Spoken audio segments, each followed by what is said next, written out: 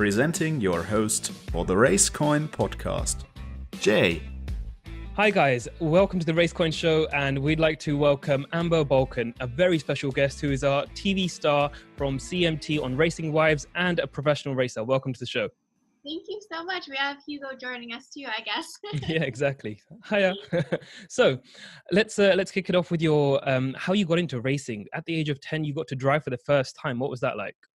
Getting into the go-kart and racing my first time was the best feeling ever. I've always wanted to race, even when I was little.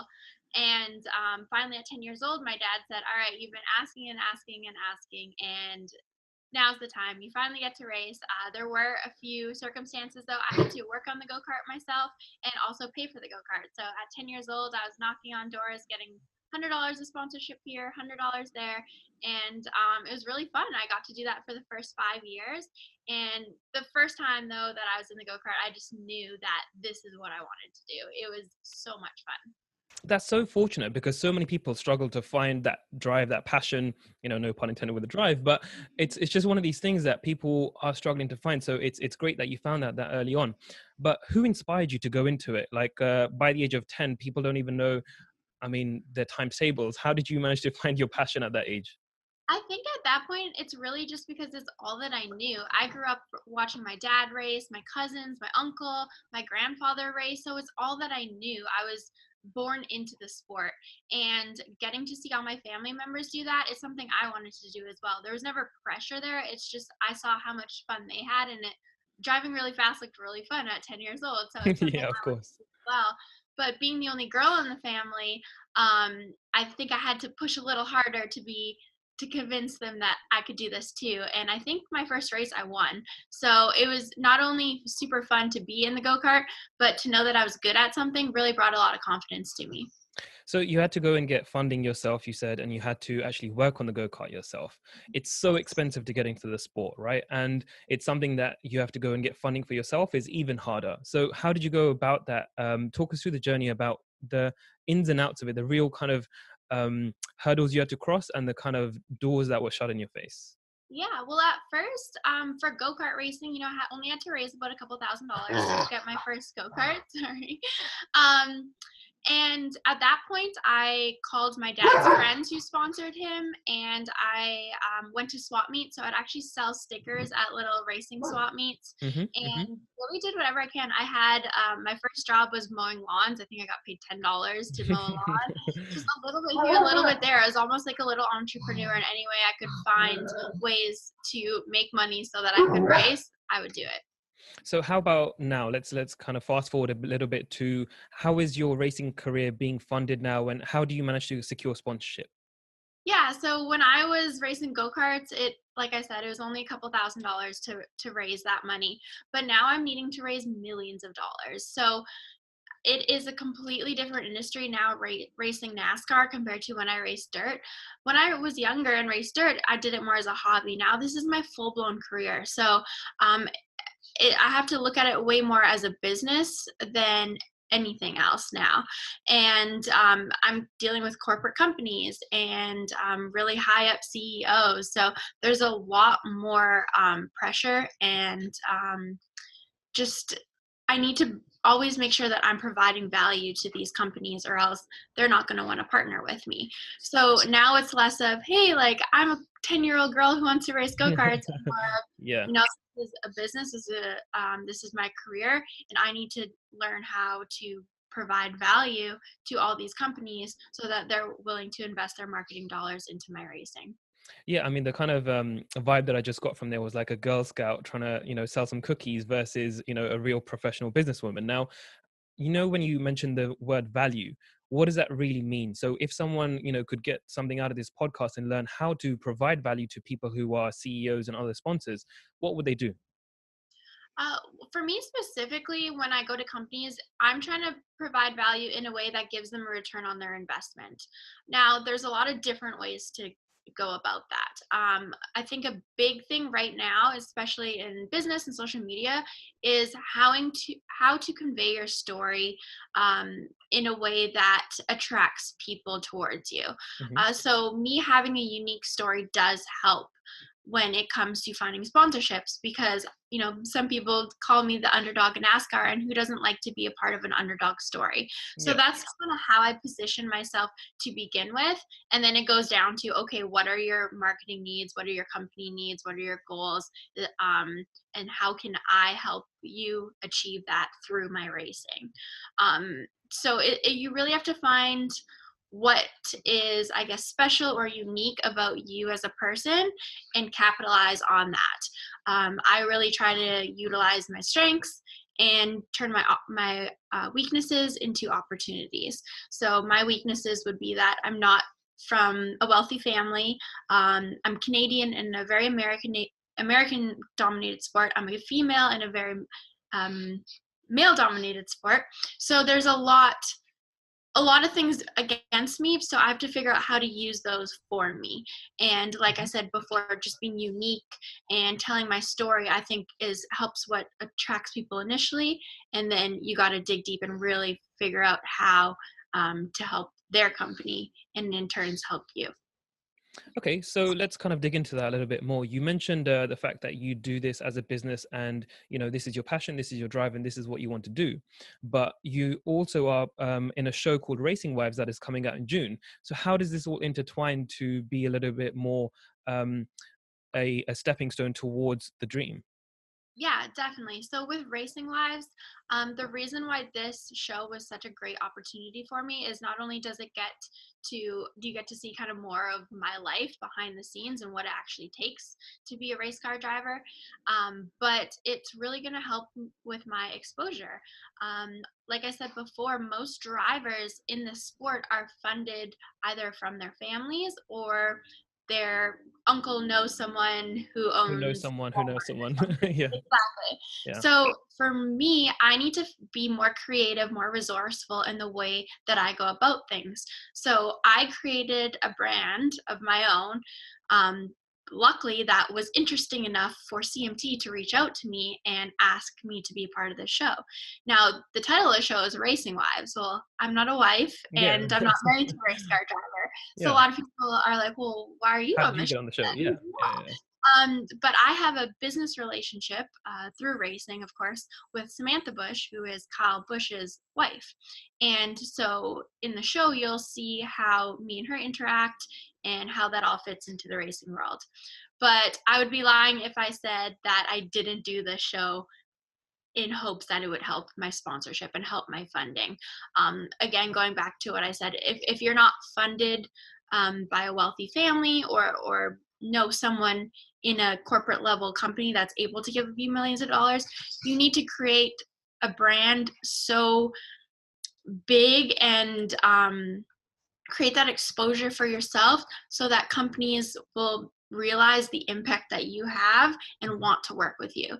So instead of I go after sponsors every single day. I call, email. I'm always going after sponsors, but what really works in sponsorship is attracting those sponsors. So I'm hoping that the show will give me the platform to gain that exposure to attract sponsors to want to partner with me.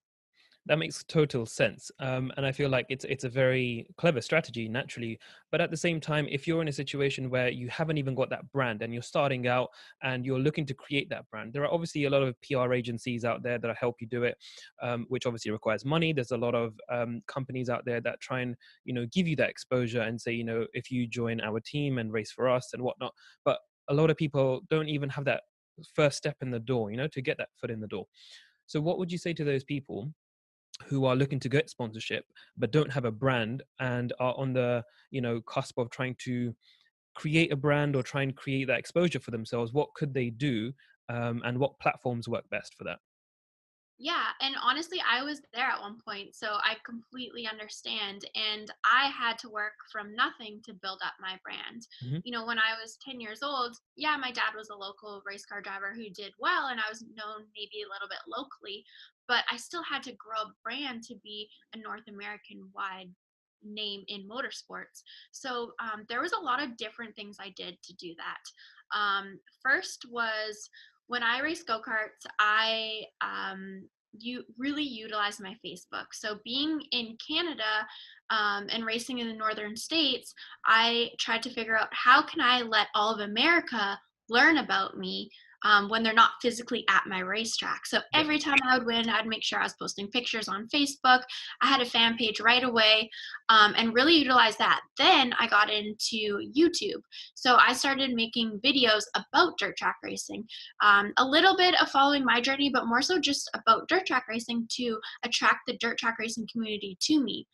I did some reporting and a little bit of broadcasting. And even though I knew that that's not what I wanted to do, I knew that it would be a way to get the dirt track racing people on my radar. Sorry, that I would be on their radar. And then once they found out, oh wow, this girl races too, and she wins, then it helped kind of gain more traction. Yeah. And honestly, just networking, putting yourself out there is as scary as it is. You need to put yourself out there. You need to be seen in order for those connections to be made. I think another big thing would be that I've always been real. I've always been authentic. I've always been myself. I've never tried to be someone that I'm not. And when I raced sprint cars, I had a mom come up to me one day after my race, and she looked at me with disgust and was like, "You wear makeup when you race? Like, why would you do that?" I'm like, Wow. because that's who I am.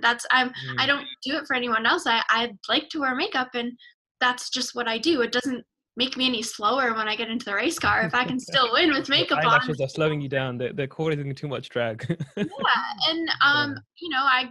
I always tried to walk that fine line of being feminine, but also being classy and respectful, because my goal is to inspire other females, and I want moms to come up to me and say, you are a great role model for my daughter, and that does happen. It was just that it was that one situation where the woman wasn't really Yeah. Yeah.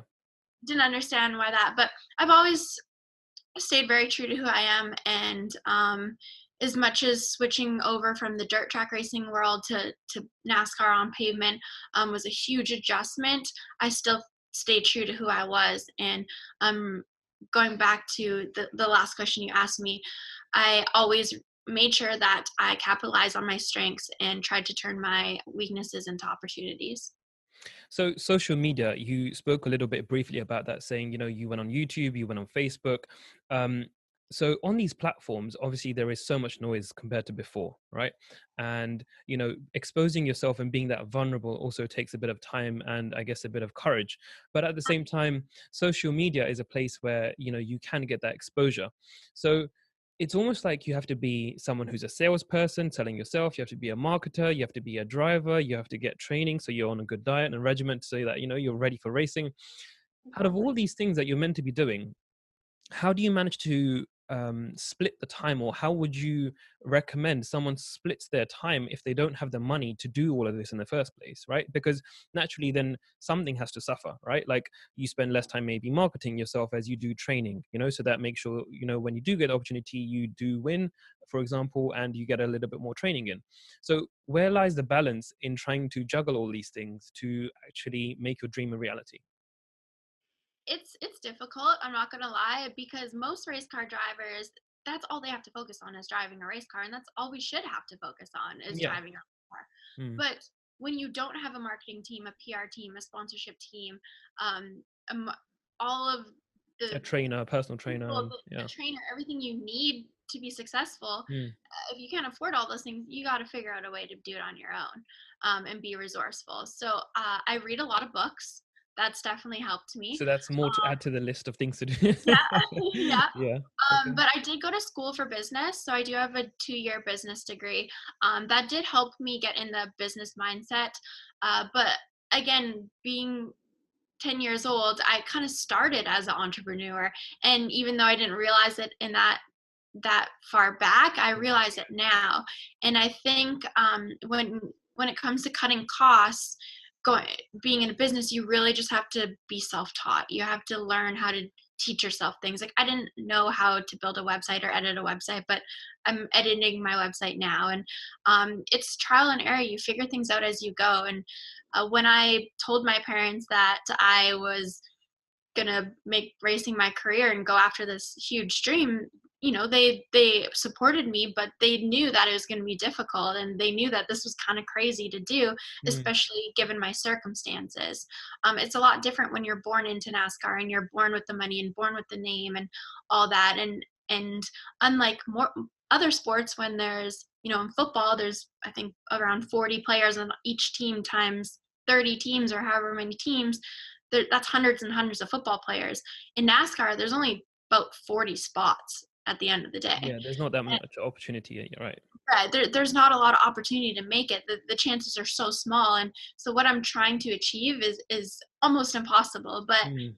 I still believe in my potential, and I still believe that I can get there. And I think you really just have to believe in yourself going forward and be willing to put in the work. If you're not willing to put in the work, then You better I be don't rich.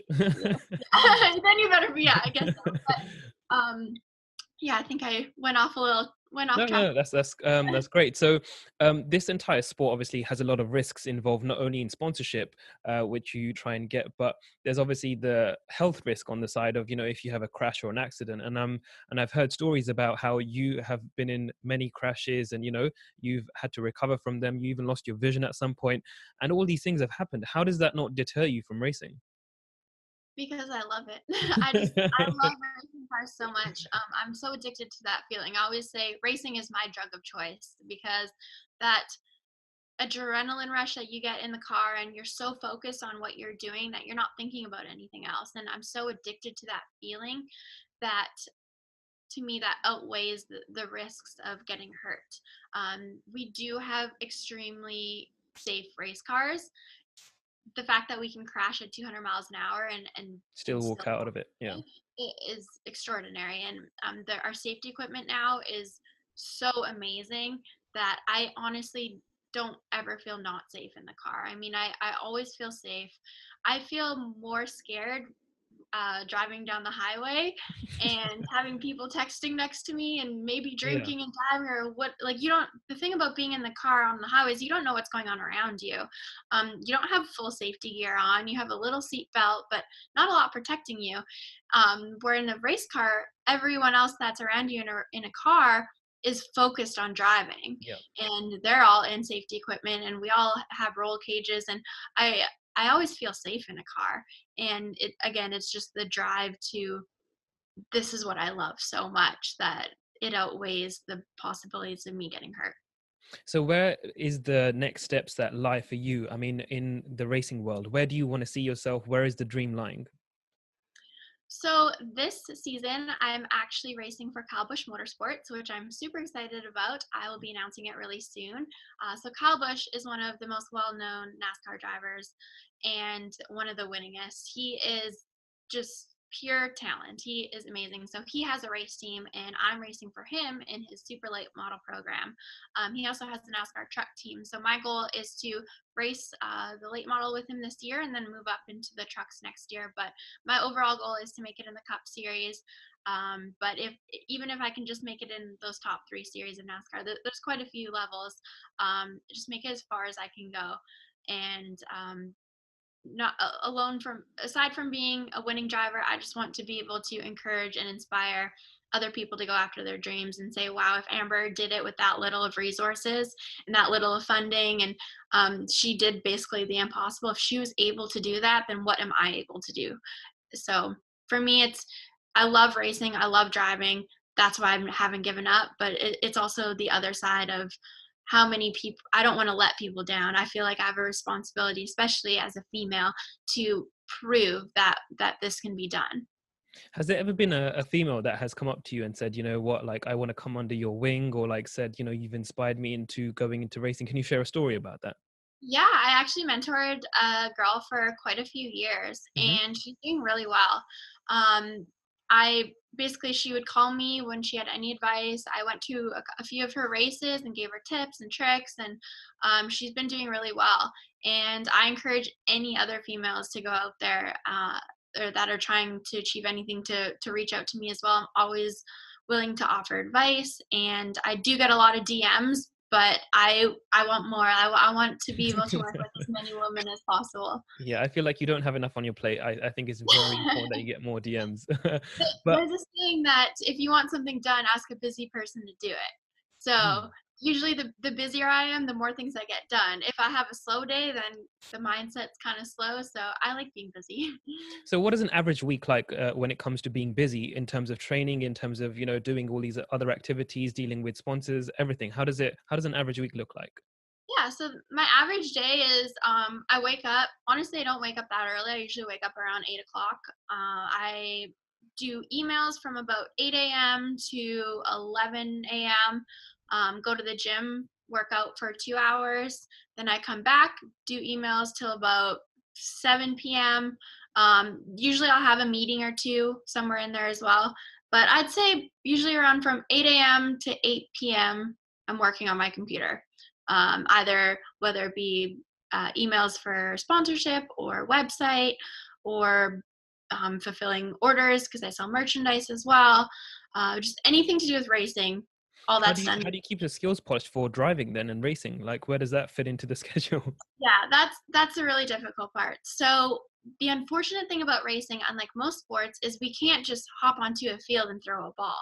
Yep. To even practice, it costs $10,000-$20,000 just to practice. Mm. So for me, there's a couple things that I do off the track to try to prepare for being on the track when I'm not able to practice. Hmm. The number one thing is getting in the gym and physically getting my body prepared.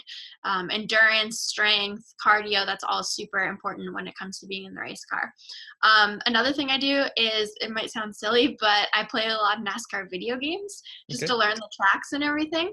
That we have this thing called iRacing, which is a racing simulator that simulates the car on the track. Watching video, if I'm going to a track and I haven't been there before, even if I've been there before, I'll watch my past races or other races at that track to help learn the lines. Um, and I think that's pretty much it. I'm also reading a book right now that gets your mind right for racing as well. It's called Performance Thinking. So I think And who's it by? and it is by Jacques. I can't pronounce his last name, but I can let you know after this show. Put a link in Uh, the description. Yep. yeah, definitely. But he just gets athletes' minds right. I think as an athlete, it's very important to be physically strong, but it's also really important to have your mental game, be on your mental A game. So that's really important to me as well. And when I'm not doing that, I'm taking meetings or just getting sponsorships. I also do a lot of speaking engagements as well. That's kind of where some of my income comes from, when because the last couple of years I've had a little bit low of not racing as much because I haven't got as much sponsorship. But I think this year is going to be different. I have a few races coming up with Kyle Busch Motorsports I'm super excited about. They're a really good team. I think I'll do really well with them. Yeah, that's absolutely awesome, and I wish you the best for that. And I just wanted to touch upon the point about the speaking engagement. So, what sort of topics do you speak about? How do you? Is it a motivational thing? Or like, what kind of audience do you have? Yeah, I've spoken everywhere from kids in schools to like sports events and sports dinners. So it's usually along the lines of going after your dreams and overcoming adversity, overcoming obstacles, and just working really hard to achieve what you want to achieve. Throughout my journey, I've learned a lot, and racing's built a lot of character, and I'm so thankful for that. It hasn't been easy, but it's just taught me so much, and I'm so grateful for that. And I think you've obviously developed a lot of calluses throughout this process. What would you say to someone who is in their journey right now, feeling a little bit lower, feeling a little bit like they haven't got the sponsorship as well? That can be a very, very common problem in the industry.